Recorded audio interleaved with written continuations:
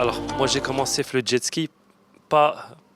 C'était pas ma volonté. J'ai toujours voulu faire de la moto. C'était ma plus grande des passions. Je rêvais de moto. Voilà, les parents Djaouli, ils avaient peur et ils ont trouvé la solution alternative, faire du jet ski. Pour Zema, tomber dans l'eau, c'est moins dangereux que tomber dans le dur. Sauf que tomber dans l'eau, ça peut faire très mal aussi. Donc voilà, c'est comme ça que j'ai commencé. On a commencé à faire des compétitions en famille. Il y avait mon petit frère, ma sœur aussi, ma mère aussi. Ensuite, mes parents, ils ont carrément créé l'association. J'avais 6 ans, 7 ans, jusqu'à mes 11, 12 ans. On a fait ça. Donc j'ai baigné dans les sports mécaniques. Vraiment, j'ai grandi dans ça. Donc je pense déjà, c'est la passion. Et ensuite, j'ai progressé très vite parce que je me suis passionné de la technique. En me passionnant de technique, j'ai très vite progressé. En quelques années, j'ai commencé à gagner des championnats de motocross. Ensuite, j'ai commencé à représenter le Maroc à l'international. Ensuite, j'ai gagné les 2 premiers rallyes du Maroc. Et ensuite, j'ai fait une saison complète et j'ai terminé. J'ai gagné le championnat du monde en Espagne.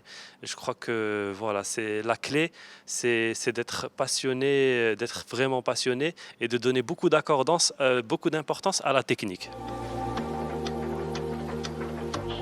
Bon, déjà, Anna, je crois que parfois, ma kiktebj. Déjà, c'est la vérité.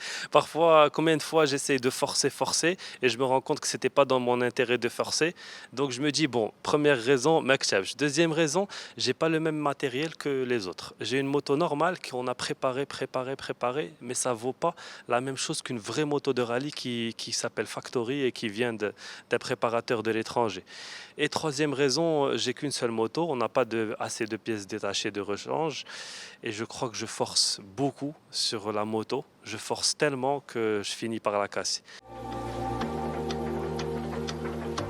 Alors, je vais être très honnête avec vous. J'aurais aimé vous dire que les sports mécaniques, c'est pas élitiste, mais c'est élitiste.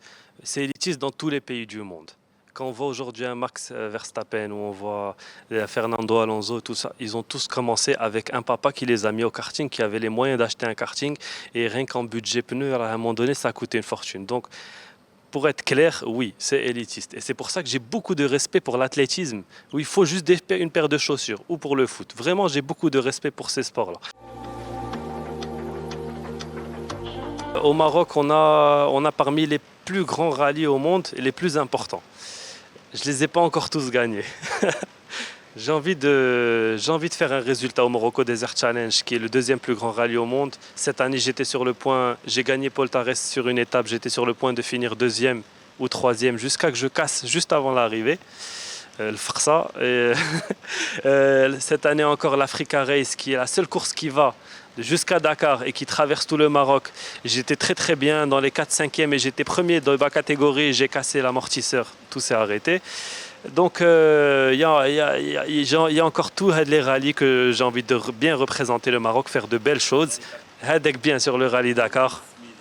Et bien sûr le rallye Dakar, qui reste l'événement le plus important au monde, dans le monde des rallyes. Ça reste toujours un objectif, mais c'est pas grave. Chaque année, j'arrive pas à réunir le budget. Ça viendra peut-être l'année prochaine. De toute façon, je fais que progresser, m'améliorer. Donc, Inch'Allah, ça va faire en sorte que quand je vais arriver bien préparé.